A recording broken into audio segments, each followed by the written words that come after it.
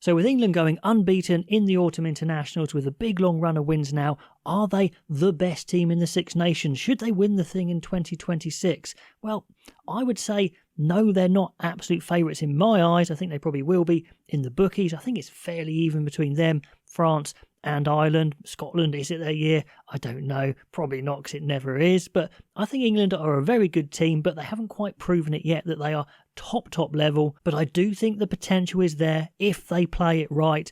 And my big reservation is, does Borthwick go a bit conservative and just stick to the kicking game, or does he mix it up and get some of this talent involved that I do think England have?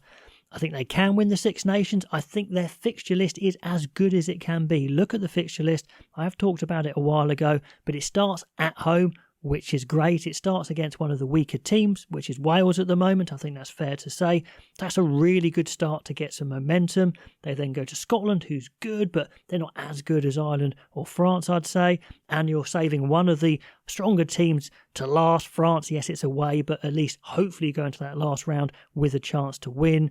You play Italy away, which is a good way to use an away fixture. England have never lost to Italy. There's a first time for everything.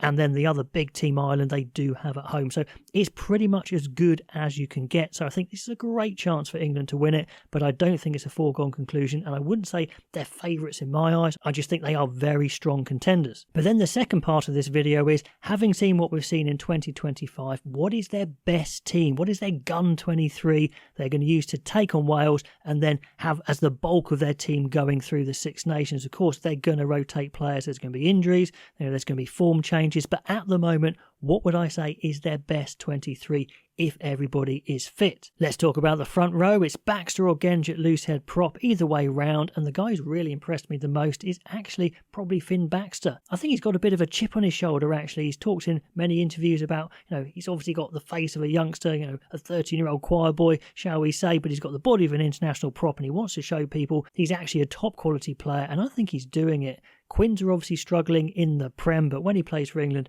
he looks top dollar. He's only 23. He's going to get better. I'll probably start with him and have more time with him and then bring Genge off the bench, but that's a little controversial, starting with the two younger props. Hayes as well, I think, is probably the biggest scrummager than Stewart. Stewart definitely a bit lighter on his feet, but I would have the experience coming off the bench. If England are building a big bench, let's have that experience on the bench. So George, Genge and Stewart coming off the bench, I really like. And I do think Luke Cowan-Dickey is the best all-round hooker at the moment. I did see on one podcast they were saying Jamie George was clear number one choice, but I don't think that's the case. Let me know what you think. And I don't think any of the younger hookers are breaking through just yet. In the second row, I think it clearly is Itoje and Chesham. Itoje's been very good this year. He's not all highlights reel, but he just makes things look easy. He's very technically good, very strong. I think he's become a good leader as he's got a bit older. And I think Chesham's become a world-class operator as well. And the good news is that Alex Coles has joined them as a top-quality international. Does he get in this team? It's tricky. If everyone is fit, maybe he does, maybe he doesn't. It depends on how you make up the bench. So if everyone's fit, I think I'm very happy with the front five being technically proficient, good in the scrum and the line out, and it's all about the back row to add that stardust. And I just don't think you can look past the way they played in autumn with Pepper at 6, Underhill at 7 and Earl at 8. I can't see anyone knocking them out. Maybe Cunningham South, if he has a big charge in the Prem, potentially could if they want a big number 8. But Pepper has been the man, the glue player. He's been using the line out. His tackling is excellent. I love how he tackles low, like Underhill, who's in the form of his life. He's been injured on and off, and I think I've been guilty of forgetting about how good he is, and now he's back on a run of fitness, just showing what a class player he is. And Earl is your power guy, breaking through, making those runs, but it is a little lightweight, it is a little short, and like I said, Cunningham South coming into that back row for the odd start could well happen, but I think I'm very happy with that being their gun pack. Mitchell is the best 9. If you want a bigger kicker, then Spencer could be the man. I don't see any of the other scrum-halves breaking through yet. We haven't seen Quirk break through. Van Portfleet could well come back into it and may feature on the bench, but at the moment, going with Spencer. But the big question is, of course, who plays fly half? George Ford, he's been preferred, he's been the go-to guy, but I still think that Finn Smith has the higher ceiling. Yes, I know that Ford's had the time under the belt, but he's there if you need him. I think if you stick time into Finn Smith, especially because you're starting off with Wales, I think you can do it to get him up and running. I think you can get a little bit more out of this backline. Plus, he is a much bigger defender, which really does help sometimes. So it's a bit of a punt, but I think I would still stick with Finn Smith and have Marcus Smith on the bench covering 15 and fly half. And George Ford is there if you need him and to rotate and to be an extra coach. Now in the centres, I am picking Ajomo and Lawrence, and I know people have started to say I've got a bit of a Bath bias, but that is mainly because they're the best team in the country for a reason. They have the best players. Ajomo, I think for a long time, has been England's best option at 12 as a guy with a higher ceiling.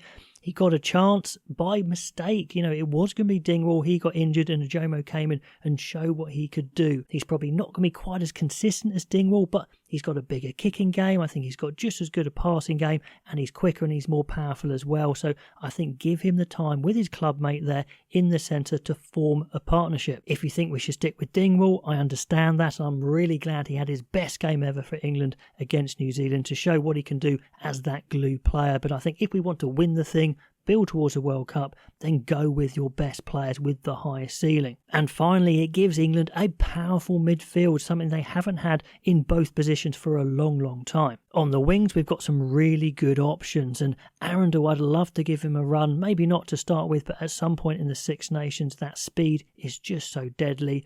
Roebuck's been great on the wing as well, so I think it's him or Freeman on one wing.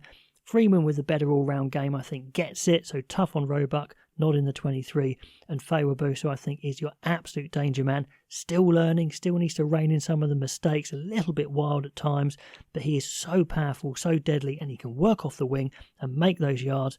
I think he has to be there, so Freeman and Fawebusa. And then a massive call at 15. England are struggling at 15. Stewart has to rule the airways to be in this team, and he's kind of on and off in November. He tries his hardest in attack, but he's not that quick, so you could play him. You could play Carpenter as a good all-rounder as well, a little bit quicker, not as tall. There are some other options there. You could shift Freeman to 15, you could try Daly at 15, you could keep going with Marcus Smith at 15, and many people say give Henry Arundel a go at 15, and that's very possible, but I think he needs to play 15 for Bath a bit first, and I don't know if that's going to happen actually.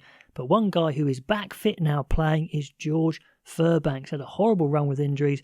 He had his broken arm, then he had concussion, then calf. Apparently he's good to go now, and if he gets back to fitness, he gives you that all-rounder at 15 who's a big counter-attacker and a ball player and a kicker, so maybe that's where you go, but I'm still a little 50-50 on that. But I think you do need some more danger from 15, as all the best sides in World Rugby have it. And then one of England's big strengths absolutely could still be their POM squad when they bring off the bench Cunningham, South, Pollock and Tom Curry. Is absolutely fire. Coles misses out, which is a big shame. I'd love to have Coles in this team as well, but you can only have 23.